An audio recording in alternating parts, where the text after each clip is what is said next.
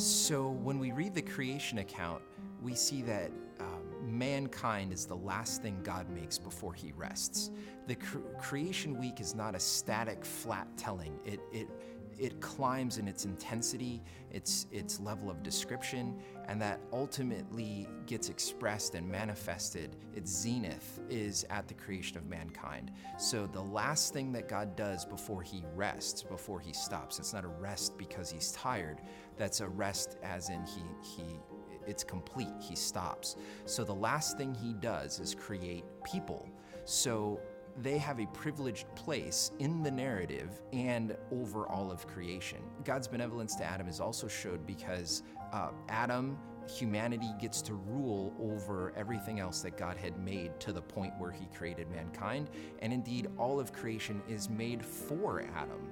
So Adam has this symbiotic relationship in a way where he is supposed to rule creation in God's image and his likeness, but then at the same time, creation takes care of him because everything that God has put, all the plants of the ground, all the trees, all the fruit, is for the sustenance of Adam. So the fact that he's made last, has this privileged place in the creation account and in creation itself, and the fact that Adam is the only one who is able, along with Eve, Adam is the only one able to rule and subdue the earth, subdue all of creation, shows how much God had this intimate and close relationship that he had with Adam and Eve.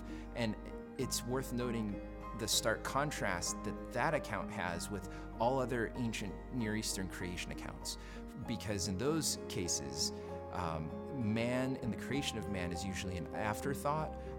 It is some gods losing a bet, some gods refusing to work, and so they make man to pick up the slack where the gods have gone on strike.